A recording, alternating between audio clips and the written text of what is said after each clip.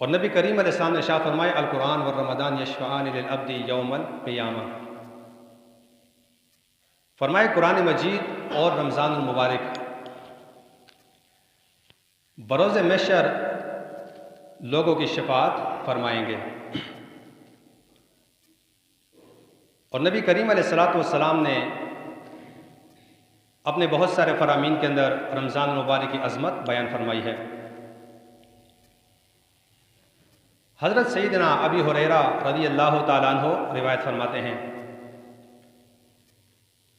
کہ نبی کریم علیہ السلام نے ارشاد فرمایا کہ جب رمضان المبارک کا مہینہ آتا ہے تو اللہ کریم حکم ارشاد فرماتا ہے کہ جنت کے تمام دروازے کھول دو، اور دوسرا حکم یہ ہوتا ہے کہ جہنم کے تمام دروازے بند کر دو، اور فرمائے تیسرا حکم یہ ہوتا ہے کہ تمام شیاطین کو زنجیروں میں جکڑ دو۔ اس کا مقصد یہ ہے کہ رمضان المبارک کا مہینہ بڑا ادب و احترام والا مہینہ ہے، اور نبی کریم علیہ السلام نے فرمایا رجب شہر اللہ شعبان شہری و رمضان شہر الامتی، فرمایا رجب کا مہینہ جو ہے وہ اس طرح عظمت والا مہینہ ہے جس طرح اللہ کریم نے مجھے تمام انبیاء پہ فضیلت دی ہے، اور فرمائے شعبان کا مہینہ اس طرح عظمت والا ہے جس طرح اللہ کریم نے میری امت کو تمام امتوں پہ فضیلت دی ہے، فرمائے جس طرح میرا کوئی ثانی نہیں اس طرح رجب کے مہینے کا کوئی ثانی نہیں ہے، اور جس طرح میری امت کا کوئی ثانی نہیں اس طرح فرمائے شعبان کے مہینے کا کوئی ثانی نہیں ہے، اور فرمائے رمضان کا مہینہ میرے رب کا مہینہ ہے، فرمائے اس کا اجر، اس کی عظمتیں، اس کی برکتوں کا کوئی حساب نہیں لگا سکتا، کیونکہ اس کا تعلق رب کریم کے ساتھ ہے، اور رب کریم نے فرمایا کہ روزہ میرے لیے ہے، اس کا اجر بھی میں ہی دوں گا۔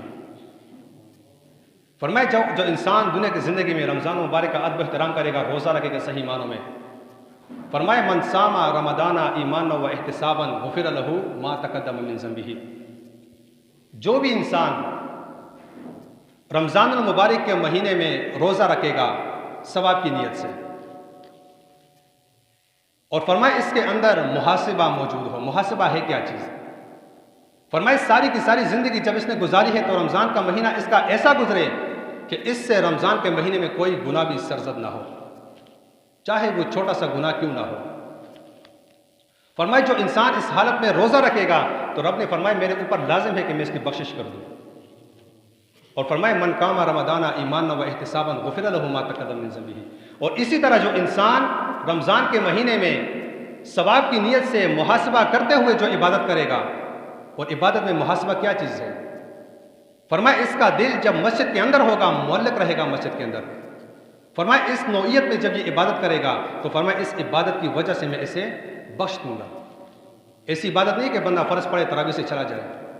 5 رکعت پڑھے باقی چلا جائے، 10 رکعت پڑھ کے چلا جائے، یا گھر سے ہی نہ آئے تراویح پڑھنے کے لیے۔ فرمایا ایسا نہیں، بلکہ رمضان کا مہینہ باقی مہینوں کی نسبت اس کا نیکی میں گزرنا چاہیے، کیونکہ اس مہینے کے اندر اللہ کریم شیطانوں کو جکڑ لیتا ہے، شیطان بند ہو جاتے ہیں، کسی انسان کے ساتھ شیطان نہیں رہتا، لیکن فرمایا اس کے لیے شرط ہے دل کا پاک کرنا، دل کی نورانیت اس کے لیے ضروری ہے۔ جو انسان ساری زندگی گناہوں میں صرف کرتا ہے، فرمایا جب رمضان کا مہینہ آتا ہے تو گناہ سے جب بھی توبہ نہیں کرے گا، فرمائے اس گناہ کی نحوست کی وجہ سے رمضان کے مہینے میں بھی زندگی کی توفیق نہیں ملے گی۔ تو آج ہم دیکھتے رہتے ہیں کتنا بڑا علاقہ ہوتا ہے اور مسجد میں نمازیوں کی تعداد کتنی ہوتی ہے، کتنا بڑا علاقہ ہوتا ہے تراویح میں نمازی کتنے ہوتے ہیں۔ اب یہ تراویح کی نماز سارا سال تو نہیں ہوتی، صرف رمضان کے مہینے کے ساتھ خاص ہے، اور میرے نبی نے فرمایا کہ تراویح جو ہے یہ رمضان کا انعام ہے اللہ کریم کی طرف سے۔ اب مثال کے طور پہ دنیا کی زندگی میں کوئی ہمیں انعام دیتا ہے، ہم اس سے خوشی سے لے لیتے ہیں، چاہے وہ 1 روپیہ کیوں نہ ہو، ہمارے پاس اس کی اہمیت ہوتی ہے کیونکہ اس بندے نے مجھے انعام دیا ہے، اور اس انعام کو ہم ساری زندگی سنبھال کے رکھتے ہیں۔ ایک تو ہوتا ہے انسانوں کا انعام، اور ایک میرے رب کا انعام ہے کہ جو رب نے اللہ کے بندوں کو دیا ہے۔ تو ہمیں رمضان المبارک کے اس بابرکت مہینے میں اپنے ان قیمتی لمحات کو فضول صرف کرنے کے بجائے اللہ کریم کے یاد میں صرف کرنے ہمیں چاہیے، کیونکہ یہ ایسا بابرکت مہینہ ہے کہ اس کے پیچھے ہم جتنا بھی ارمان کریں پھر ہمیں یہ مہینہ دوبارہ نہیں ملے گا۔ نبی کریم علیہ السلام نے ارشاد فرمایا جب فوت شدہ لوگوں سے، قبر والوں سے سوال کیا جائے گا کہ تمہیں کس چیز کی تمنا ہے، اب یہ بہت بڑا سوال ہے. فرمائے جو انسان مر گئے ہیں، قبروں میں چلے گئے ہیں، ان سے جب پوچھا گیا کہ تمہاری تمنا کیا ہے، تمہاری تمنا کیا ہے کہ تمہیں کیا چیز ملنی چاہیے، انہوں نے کہا کہ ہماری تمنا یہ ہے کہ ہمیں رمضان کا صرف ایک دن مل جائے. کیونکہ انسان مرنے کے بعد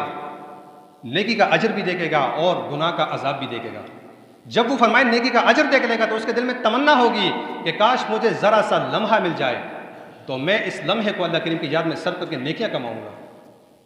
فرمائے جب وہ گناہ کے عذاب کو دیکھے گا، فرمائے کہ کاش مجھے تھوڑا سا لمحہ مل جائے، میں سارے گناہوں سے توبہ کر کے ساری زندگی میں گناہوں میں نہیں گزاروں گا. لیکن فرمائے یہ اسی لیے ہوگا کہ جب انسان کے دل میں نورانیت ہوگی، اللہ کریم کے دربار سے اس کا تعلق مضبوط ہوگا، نبی کریم علیہ السلام کے ساتھ اس کا روحانی تعلق ہوگا، اس وجہ سے انسان کو یہ ذریعہ ملے گا. اب ایسا نہیں ہے کہ انسان روزہ رکھے، نمازیں پڑھے، اپنے پچھلے گناہوں سے توبہ نہ کرے، رمضان کا مہینہ گزرے پھر اس طرح زندگی گزارے. فرمائے اسے فائدہ نہیں دے گا. فرمائے ایک رمضان دوسرے رمضان تک تمام گناہوں کے لیے کفارہ ہے، ایک حج دوسرے حج تک کے لیے گناہوں کے لیے کفارہ ہے،